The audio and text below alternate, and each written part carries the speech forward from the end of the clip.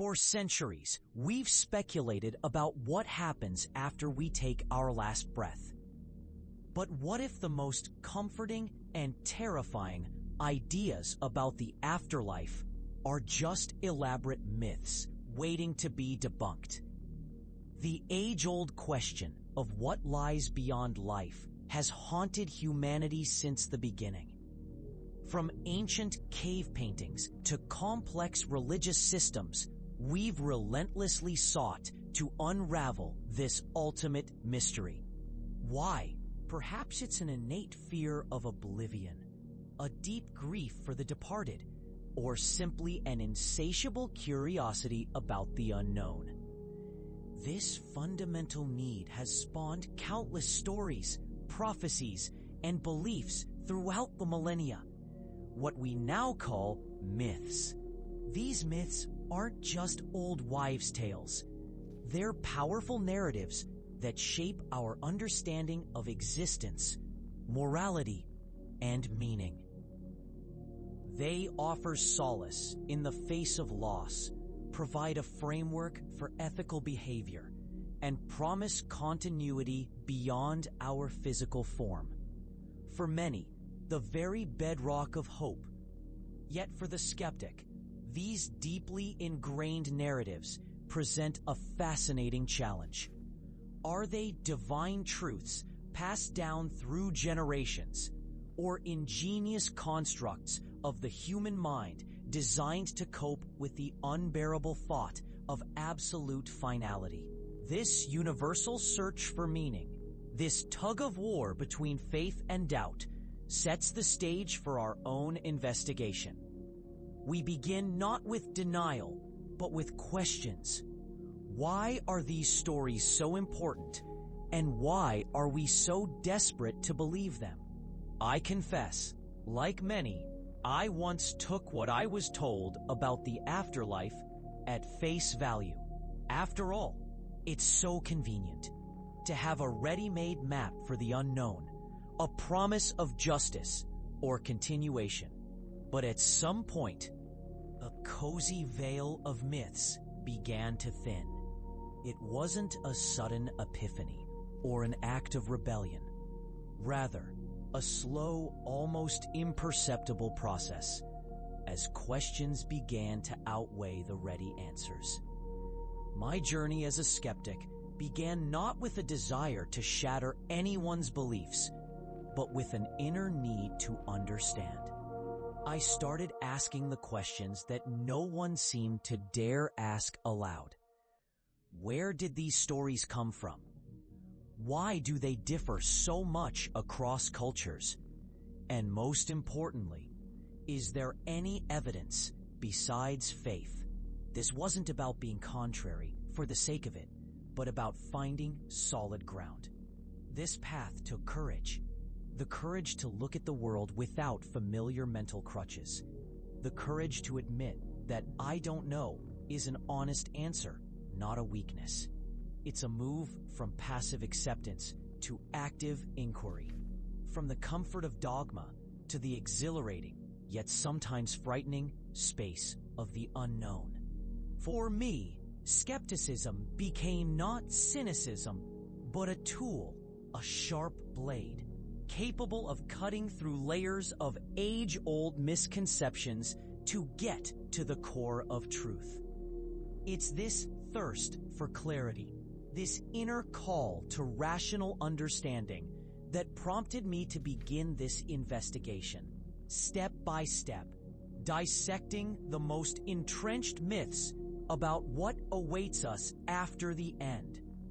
So armed with skeptical curiosity, let's examine some of the most common myths about the afterlife that are so deeply rooted in our minds.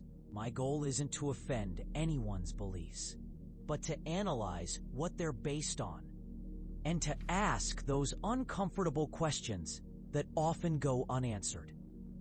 Take, for example, the concepts of heaven and hell, or similar places of reward and punishment. They appear in some form in almost all world religions. Their appeal is obvious. the idea of justice, where good deeds are rewarded and bad deeds are punished. It's a powerful social regulator, encouraging moral behavior. But from an investigative point of view, we have to ask, where's the proof? How do we know that these specific sets of rules lead to heaven and others to hell? Why do these rules differ so much between cultures and eras? And aren't these ideas more of a projection of our own desires and fears than an objective reality existing somewhere outside of ourselves? Another popular myth is reincarnation.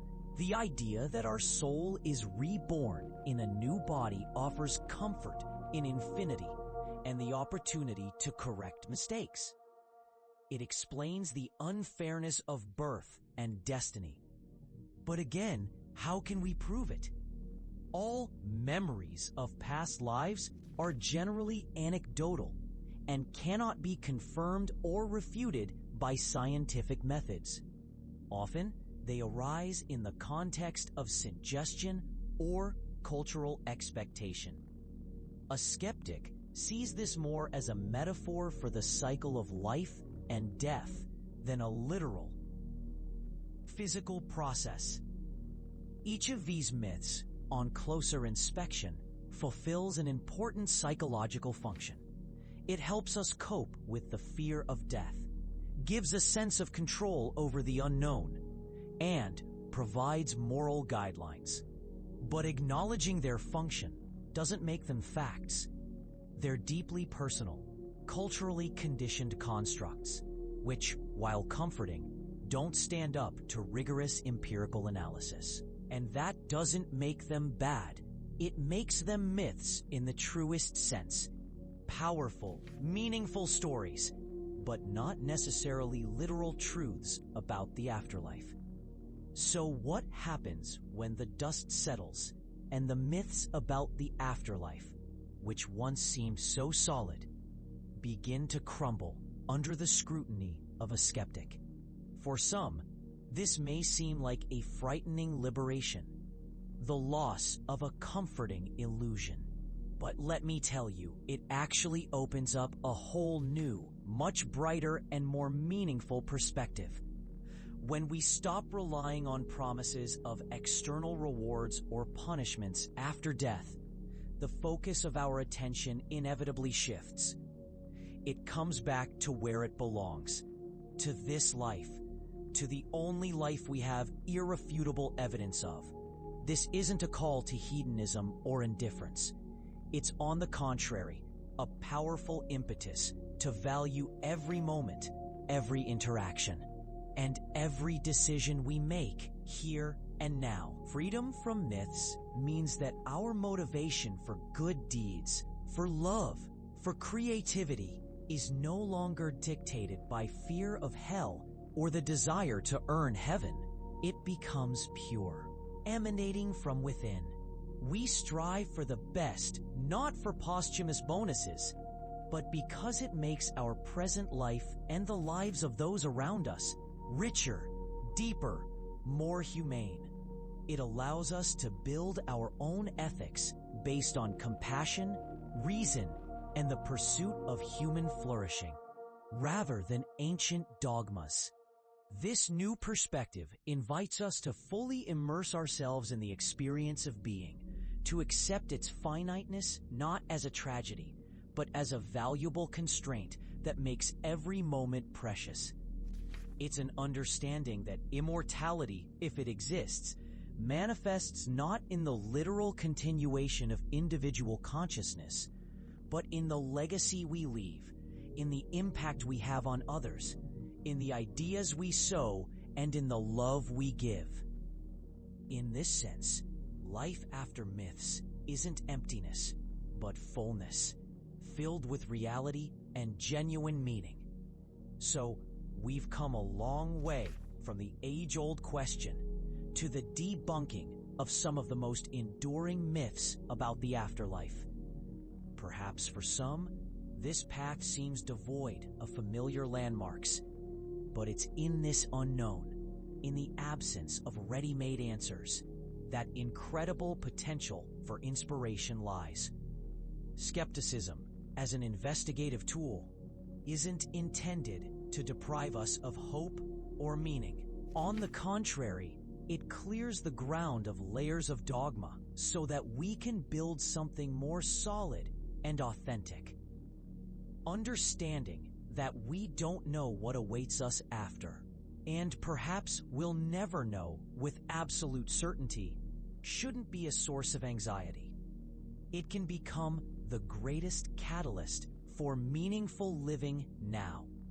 When we let go of the need for specific afterlife scenarios, we free up a huge amount of energy that can be directed towards improving this world.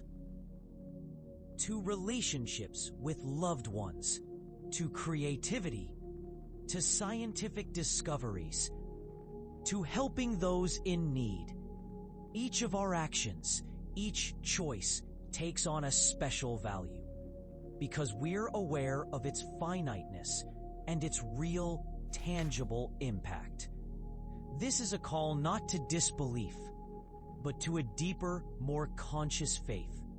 Faith in human potential, in the power of reason, in the beauty and fragility of our existence. Inspiration in the unknown is accepting life in all its complexity and uncertainty with an open heart and an inquisitive mind.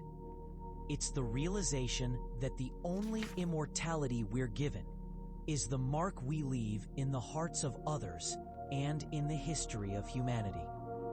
And this, in my opinion, is more than enough to live a truly great life.